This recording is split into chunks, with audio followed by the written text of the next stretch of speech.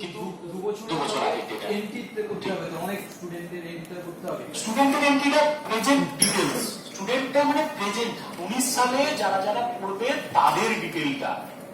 আপনি 16 সালে কারা পড়তে ওই সময় এন্ট্রি করার কিছু নেই। কিন্তু আমি আপনাদের কয়েকটা ফিচার সম্বন্ধে বলে নিচ্ছি, যেটা আপনারাও ট্রেনিং এ গিয়ে বলবেন। প্রথম তো শুরুই করবেন যে সারা পশ্চিমবঙ্গের একটা বৈপ্লবিক পরিবর্তন আসতে চলেছে শিক্ষার। সেখানে পশ্চিমবঙ্গ সরকারের উদ্যোগে যে পোর্টালটা আমাদের বানানো হয়েছে, সেন্ট্রাল পোর্টালের মধ্য দিয়ে আমরা সমস্ত ছাত্রছাত্রীর ডিটেলসটা আমরা আপলোড করছি এবং স্কুলের ডিটেলসটা আপলোড করছি।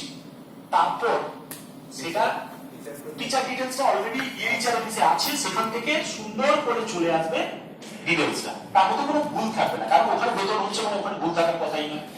এবার ভাবুন বাংলার শিক্ষাতে কতগুলো লগইন আছে, ছাত্রছাত্রীর লগইন আছে, গার্ডিয়ানদের লগইন আছে, আপনার স্কুলের টিচারের লগইন আছে, নন টিচিং স্টাফের লগইন আছে। প্রত্যেকের লগইন দিয়ে দেখে কাজটা করতে পারবেন। এমনকি রুটিনটাকে আপলোড করে দেবেন, বাড়িতে বসে ছাত্রছাত্রীরা রুটিনটা দেখতে পাবে, পরীক্ষা রুটিন দেখতে পাবে, ক্লাস রুটিন দেখতে পাবে, আগামী কি ক্লাস আছে সেটা দেখতে পাবে, আজকে যে টিচার পড়িয়ে গেছেন তিনি কি টাস্ক দিয়ে গেছেন সেটাও দেখতে পাবে। সব লিঙ্কগুলো হয়তো কাজ করেনি কিন্তু সাবমিট গুলো করা আছে। কেমন? তাহলে এত হিউজ একটা পরিবর্তন আসতে চলেছে যে লগ এন্ট্রি স্টেটমেন্ট থেকে শুরু করে কে কে কতদিন স্কুলে আসছে সেটাও পর্যন্ত এই পোর্টালের মধ্যে দিয়ে বুঝে যাবো। কে কে কোথায় এসছে, ক্লাস টিচার বসে বসে এন্ট্রি করে দেবেন এই মাসে ওই স্টুডেন্ট কতদিন এসছে। পরে আরো ফ্রিকুয়েন্টলি হবে, হয়তো এমন একটা সময় আসবে যে সময় প্রতিদিনের হয়ে যাবে। গেট দিয়ে ঢুকবে যখন আরএফআইডি কার্ড ওটা দিয়ে ক্রস করবে তখন বুঝে যাবে যে এন্টার করলো, কখন বেরোবে সেটাও পর্যন্ত টাইমটা ওর মধ্যে ঢুকে যাবে। তাহলে ভাবুন এখন যদিও মান্থলি একটা সিস্টেমে করে রাখা আছে, গার্ডিয়ান বুঝতে পেরে যাবে যে আমার কতদিন আমার ছেলে মেয়েটা স্কুলে গেছে এবং কতদিন যায়নি, তখন তাকে ধরতে পারবে, হ্যাঁ রে তোকে তো আমি পাঠিয়েছিলাম এত কষ্ট করে পড়াচ্ছি, তুই স্কুল যাসনি, কোথায় চলে গেছিলি। বুঝতে পারবে না আমার গার্ডিয়ানও জেনে গেছে আমাকে এবার স্কুলে যেতে হবে। লেসন প্ল্যান বানিয়ে টিচারদের ক্লাসে যেতে হবে। আপনি আজকাল আগামীকালের ক্লাসে গিয়ে কি পড়াবেন সেটা সবাই জানবে, গার্ডিয়ানও জানবে আজ কালকে গিয়ে এইটা পড়াবেন।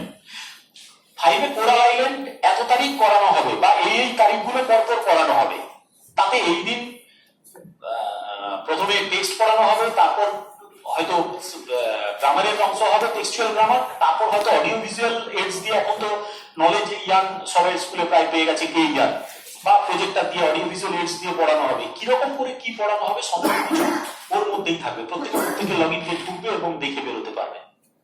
কেন? তাহলে প্রথম কাজ ডেটা এন্ট্রি নির্ভুল ভাবে করা। তারপর বড় ফিচার হচ্ছে যত আমাদের সাবজেক্ট টিচার রয়েছেন তারা কি কে কোন সাবজেক্টে কি পেয়েছে এন্ট্রি করবে, আর এন্ট্রি করলে হেড অফ ইনস্টিটিউশন সেখানে লগ ইনে দেখতে পেয়ে যাবেন যে ফার্স্ট ইউনিট টেস্ট বাংলায় এত পেয়েছে, ইংরেজিতে এত পেয়েছে, সবশেষে সব নাম্বার যখন চলে এলো একটা সিঙ্গেল ক্লিকে মেরিট লিস্ট তৈরি হয়ে যাবে, একটা সিঙ্গেল ক্লিকে প্রোগ্রেস রিপোর্ট তৈরি হয়ে যাবে। ভাবুন ক্লাস টিচার শুধুমাত্র বা সাবজেক্ট টিচার তার মতো করে পেয়ে তিনি তার মার্কসটা এন্ট্রি করেছেন। এখন মোবাইল অ্যাপস নেই, ভবিষ্যতে মোবাইল অ্যাপস চলে আসবে, মোবাইলে বসে বসে করে দিতে পারবেন, নাহলে স্কুলের কম্পিউটার থেকে বসে তার নিজের লগ ইন করবেন, নিজের লগ ইন করে দিতে পারবেন। Otherwise, what's data IT এত ডেভেলপমেন্ট হচ্ছে, অ্যাকচুয়ালি স্কুল লেভেলে তো ডেভেলপমেন্ট হচ্ছে না। মাঝে যখন এই সমস্যাটা থেকে স্যাম্পল সার্ভে হয়, মানে কোয়ালিটি না আমাদের স্যার যেটা হয় কি এটাকে আমি হচ্ছে ডেটা এটা ইমপ্রুভ করলো, স্কুল লেভেলে টিচারদের দিক থেকে যে পড়ানো সেই জায়গার ইমপ্রুভমেন্ট নিয়ে কিছুটা এখানেও ধরা পড়ে যাবে, ধরা পড়ছে, কিন্তু ওই জায়গায় কাজটা হচ্ছে না, সেটা কে ধরা পড়ে। টেকনোলজি ইন্টারভেনশনের যে টাইমটা সেটা কোয়ালিটি এডুকেশনতে পাওয়া যাবে বলে আমার মনে হয় না।